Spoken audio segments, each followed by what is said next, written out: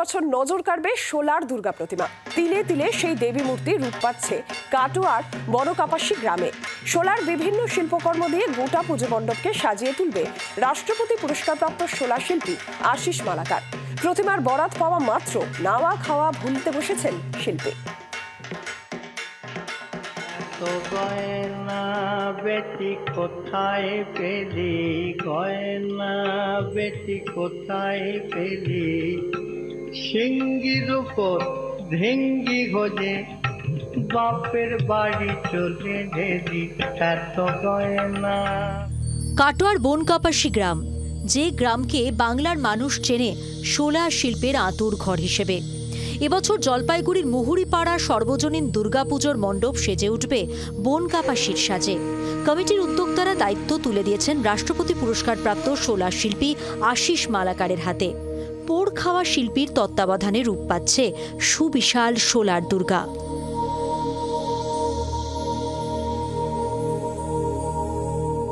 পিছনে যে দুর্গা সোলার দুর্গা আছে, এই দুর্গা মূর্তি যে শিল্পী করেছে সে হচ্ছে আশিস মালাকার এবং তিনিও রাষ্ট্রপতি পুরস্কারপ্রাপ্ত শিল্পী। এবং এই সোলার দুর্গা এবার যাবে উত্তরবঙ্গ মণ্ডপ সাজতে। এবছর আমি একটা উত্তরবঙ্গের পুরো দুর্গা ফ্যামিলি বানানো বরাত, এইরকম সম্পূর্ণ সোলার ঠাকুর। এইটার মাপ হচ্ছে 15 ফুট হাইট, 22 ফুট চওড়া।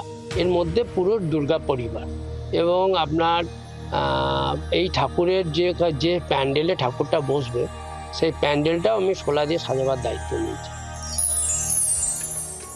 15 ফুট উচ্চতা এবং 22 ফুট চওড়া সোলার দুর্গা প্রতিমা গড়তে রাত দিন এক করে দিচ্ছেন শিল্পী।